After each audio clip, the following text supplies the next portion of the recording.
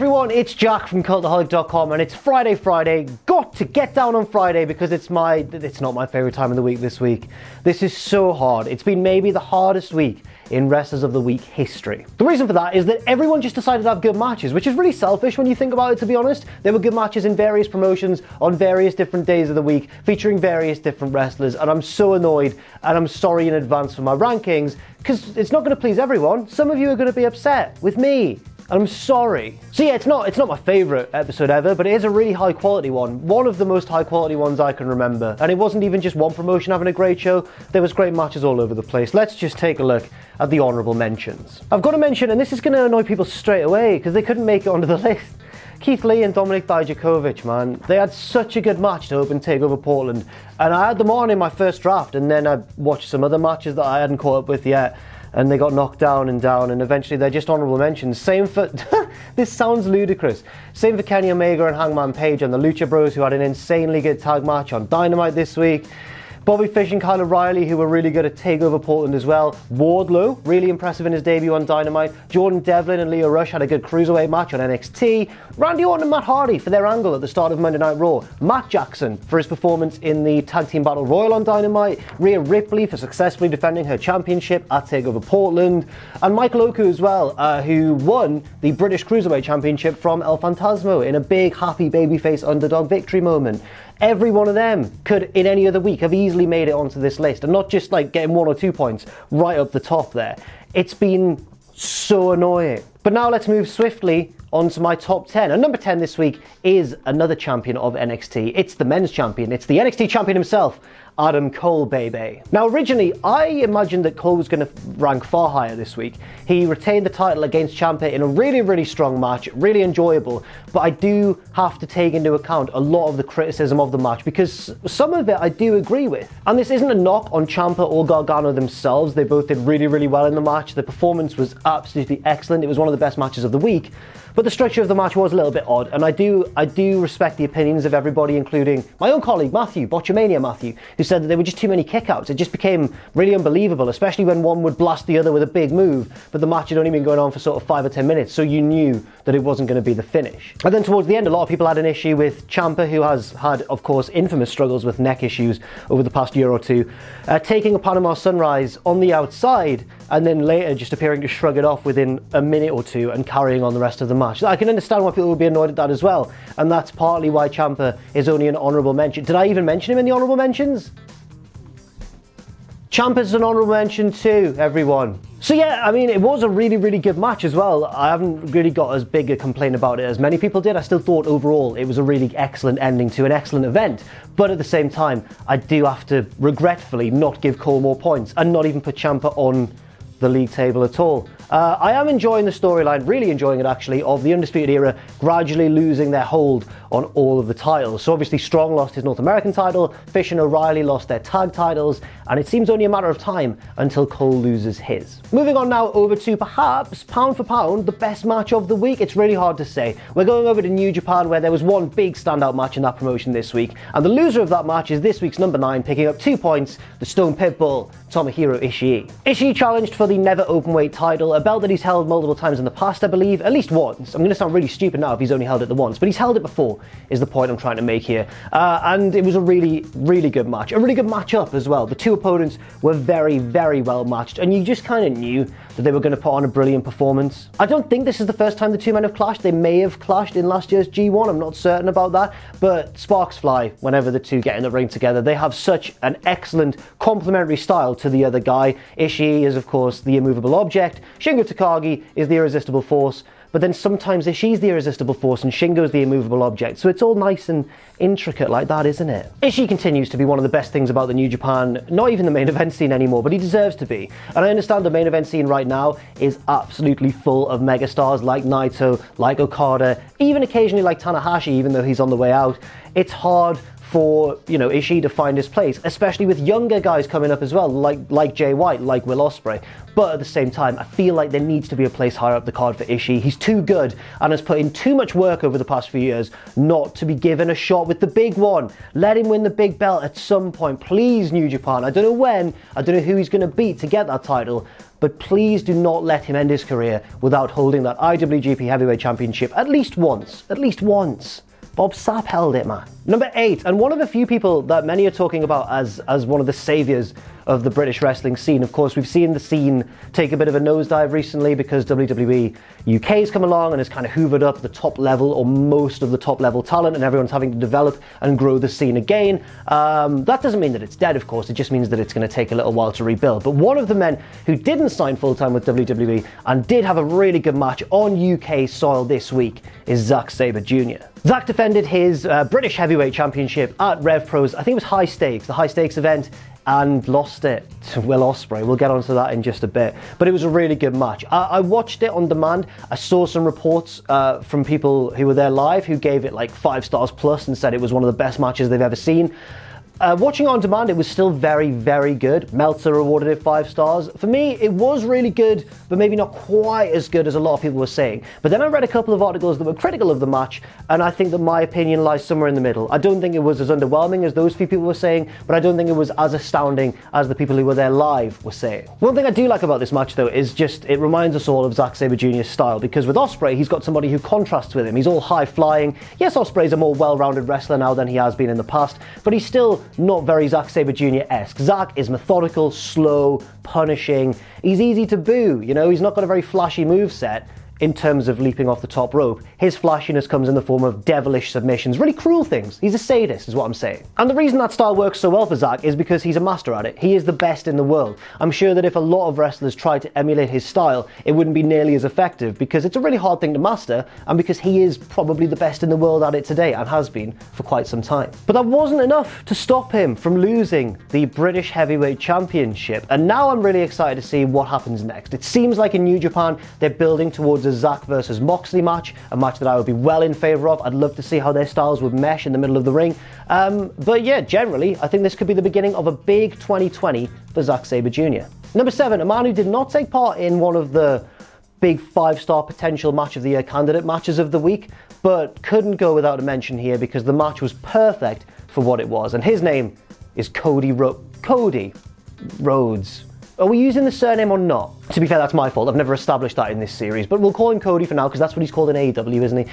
He was part of that main event of AEW Dynamite this week against Wardlow in the steel cage and was just fantastic. It's my opinion that Cody is the best babyface in wrestling today, and this was just another example of that. He's operating on a level of babyface above all other babyfaces for me right now. He is absolutely superb. Everything in this match, even though it only went about 10 minutes in length, every single thing was engineered to perfection and got the crowd on Cody's side, from him blading early on, to the shenanigans on the outside with Arn and MJF and Brandy, to the swanton that Wardlow did and the spinning F5, the F10, all these insane moves that this freak of nature's performing. It all makes you want Cody to overcome the odds and beat him even more. It's wrestling at its most simple, and sometimes that's when it's at its best. And then of course we have the ending, that insane moonsault off the top of a very tall steel cage, which I think could go down as one of the most iconic moments in Dynamite history if it continues to be a success. It was just one of those moments where you're like, this is perfect. In Atlanta, Georgia as well, Rhodes country, Cody doing what he does best, and just proving that he is an absolute main event level competitor. And probably could have been in WWE, I don't know. But in this sort of environment, this is where he really thrives. One thing that a lot of people are saying, though, in the build-up to the match with MJF at Revolution, is that, Cody has fulfilled all of the stipulations. He's taken the 10 lashes, he's not laid a hand on MJF, and he's now beaten Wardlow in the steel cage match. And I think we're still in for one more massive segment before the pay-per-view. I could be wrong, but there's still one stipulation that hasn't been fully completed yet, and that's that he can't lay a hand on MJF. I think next week, MJF's going to go all out trying to make Cody hit him. He's going to do something awful. Maybe he'll attack Brandy, I don't know. But I think that it's going to really test Cody, and I think it's going to just get us all on his side even more. Then he'll face MJF at Revolution and might lose. I really want him to win, but he might lose. I've fallen for this storyline, hook, line, and sinker, if you couldn't already tell. Next up, number 6. He's cropping up again on Wrestlers of the Week. It's none other than Will Osprey, the new British Heavyweight Champion, a belt, despite appearing in RevPro for like years now, a belt that I don't think he's ever held before. Now the big question that I mentioned earlier is this the match that has saved British wrestling? That's the way that it was kind of sensationally referred to online. I don't think that's quite the case. I think it was an excellent match in a British promotion and was really, really strong, of course, and featured a big title change and all the rest of it, all the bells and whistles, callbacks to previous matches as well, with Osprey hitting the Os cutter and Zack going to roll out of the ring, but Osprey stopping him because that's what he did in their match at New Japan just a couple of weeks ago. It had all these excellent elements, but I think to call it the match that saved British wrestling does the rest of the scene a bit of a disservice. That's because there's great matches going on all over the place, but it's just because Osprey and Zack have put the years in and have built huge names for themselves that we've really focused on this one. I think there's excellent wrestling all across the UK scene and the Irish scene too, with OTT absolutely killing it at the moment, but I can't deny it was an excellent match. I also think calling it the match that saved British wrestling maybe implies that yes, now the switch has been flipped, it's all going to be all systems go again, and it's going to feel like it was about 4 years ago when everything was just all systems go. And I don't think that's the case either, but I will admit that it does seem to be a good sign. The sign of maybe a new beginning for the British wrestling scene. Another stellar match by Will Ospreay, of course, another appearance on Wrestlers of the Week, and also no, probably not his best match of the year, actually. I think I really enjoyed the one with Takahashi at Wrestle Kingdom more. His second best match of the year. I'm worried he's going to get more points. Stop it, Will. Stop it right now. Number 5, another big British name on this week's Wrestlers of the Week. I'm not biased, don't worry.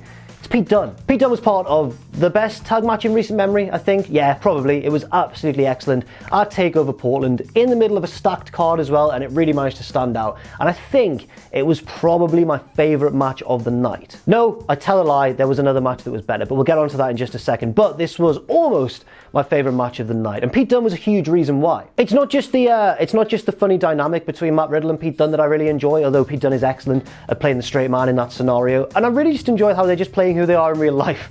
That's really funny to me as well, but I do have to really appreciate that they are dynamite in the ring as well. And when matched up against two I know they're all cocky and arrogant, Undisputed Era, blah, blah, blah, but when you're matched up against two performers as selfless as Kyle O'Reilly and Bobby Fish, you're only going to look even better because of it, because O'Reilly and Fish always elevate their opponents just by being in the same ring with them, working the match to their opponent's strengths quite a lot of the time, and just being excellent, versatile heels. So yeah, I really loved this match. Pete Dunne was excellent, Matt Riddle was excellent too, and then they had another match on the weekly episode of NXT as well against Oney Lorcan and Danny Burch. Now, that's kind of a dream takeover match in my mind, but unfortunately it wasn't given as much time as it should have been, so it wasn't as good as it perhaps should have been. But I still really enjoyed that match as well. But this earlier match at TakeOver Portland was something to behold. But I can't talk about it for too long because we're moving on to number 4, who is Pete Dunne's partner, Matt Riddle, who I guess without trying to throw shade at Pete Dunne, I think Riddle was the standout man of this match. And the way the tag team matches are structured, often you'll find that one of the baby faces is the hero who saves the day, who comes off the hot tag, hits all the big moves and everything. And that was Matt Riddle in this instance. But, I mean, he played that role to absolute perfection. He even won a rare bit of praise from Randy Orton in a weird way on Twitter, even though Randy said, "I still don't like you, but I get it now. I get why you're good." So that's a good sign, I suppose. And one thing that I especially enjoyed about this match as well, no, not the pre-match promo, because that did suck. I didn't enjoy that whole Bobby Fish thing that Riddle did, but hopefully that's all in the past now, the feud's over. I really enjoyed the teasers that Dunne and Riddle were going to break up. Little subtle teasers. There were various miscommunications that the Undisputed Era forced, and then it made you think, oh, Pete's going to lose his mind and just attack Matt Riddle, and their differences are going to turn into something far more serious. And it just didn't happen. It wasn't even that obvious either. It was kind of subtle, and it was kind of left to our own imagination to think, oh no, this is going to lead to them falling out. And then it just didn't, and they won. And I think that was 100% the right way to go. Riddle also shone in that second match against Lorcan and Burch as well, but again, this first match was the one to watch, really. Also, whenever he was in the ring with Kyle O'Reilly, it was absolute magic. I would love to see, at some point in the future, once they're out of the tag division, I would love to see Riddle versus O'Reilly. I think that would be absolutely beautiful. But yeah, what a week for Matt Riddle. What a tag team match. Watch it if you haven't already. Number 3, now I think we get to my favourite match of TakeOver. It's between this and the tag team match, but this one only featured 2 guys, so they had to carry more of the load. Number 3 this week is Finn Bala. Bala won in, the match was really close and long and well developed, but the ending sequence was dominant. Bala won in dominant fashion over Johnny Gargano. I suspected that Bala might win this match because when you take away the whole bitterness between the two of them, and I just sort of stripped it away when I was making my prediction, and I just looked at what had happened basically. Bala had come back down to NXT. He basically picked a fight with everybody, and it was Gargano who he was going to have this first big match with. And I thought, there's no way he's going to lose. He's the big star coming down. But they made it much closer than I first expected. But despite that, however, I do think that ending sequence, as I mentioned, was shockingly one-sided in the favour of Bala. From the big shotgun dropkick off the announce table into the barricade, back into the ring, coup de grace, and then that big final 1916. And then the dominant pinfall as well, just sort of sitting on his opponent with no fear that he was going to kick out. And he didn't.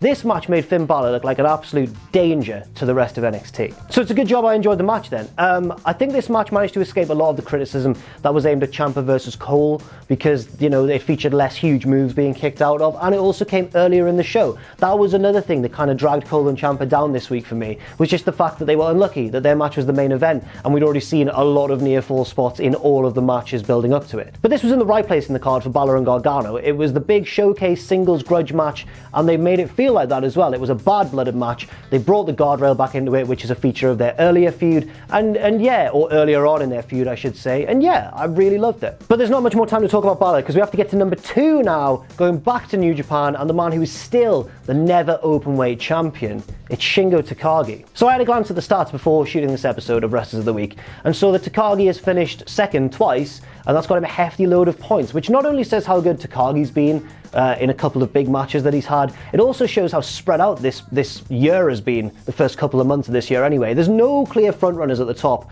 and I'm really delighted about that, because I don't want Osprey to win for a third time. But now on to Osprey's former rival, of course, Takagi. I should focus on him. A wonderful match against Tomohiro Ishii. As I mentioned, they're two opponents who are just matched up so well.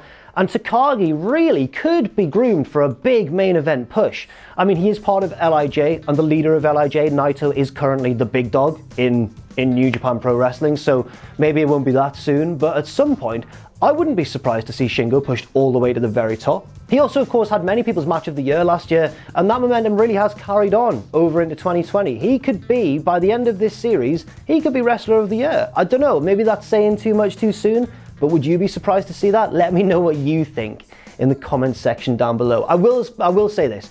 If Takagi does end up there or thereabouts at the top of the league table by the end of 2020, this won't have been his best match of the year. It was a really good match, maybe the best match of this week, but I think he's going to have an absolute banger at some point, maybe in the G1 come the autumn. But number 1 this week, not just for the wrestling, but for the storyline he's currently involved in as well. And it's a storyline that divided opinion. I absolutely loved it.